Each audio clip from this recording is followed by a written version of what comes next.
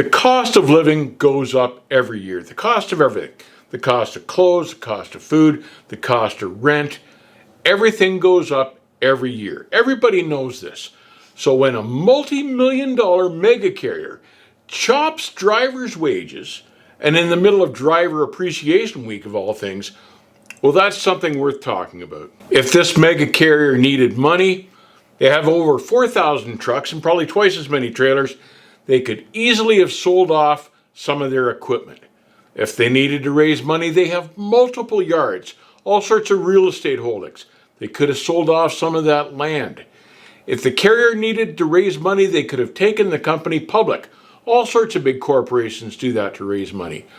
Or if this mega carrier needed money, they could trim the salaries, the multi-million-dollar salaries of the CEOs.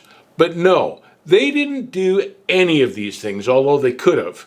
Instead, they've chosen to chop drivers' wages. And this is a damn dirty trick, because after a driver signs on with an agreement to a set pay amount, and then once the driver's working to chop his pay, that is one of the dirtiest tricks ever. The big mega carriers are constantly complaining about driver turnover, but when they do moves like this to their drivers, no wonder they can't keep drivers. No wonder their driver turnover is so high. 5 years ago, I did a video called The Dirtiest Trucking Company Trick Ever.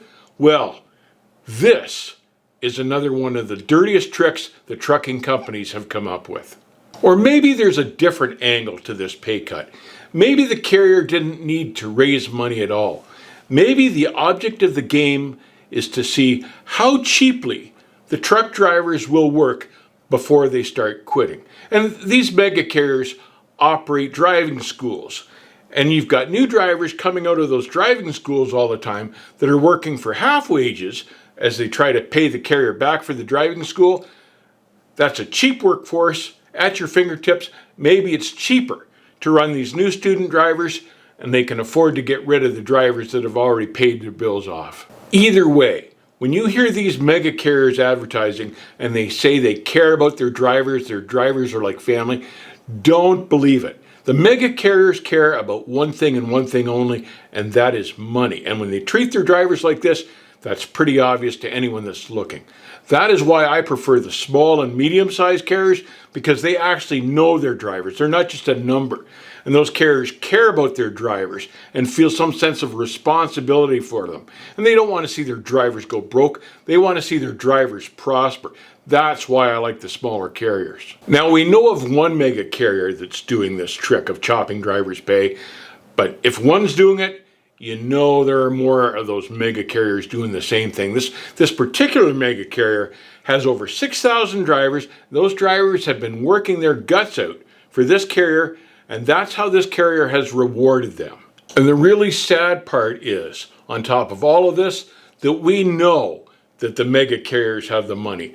They didn't have to do this.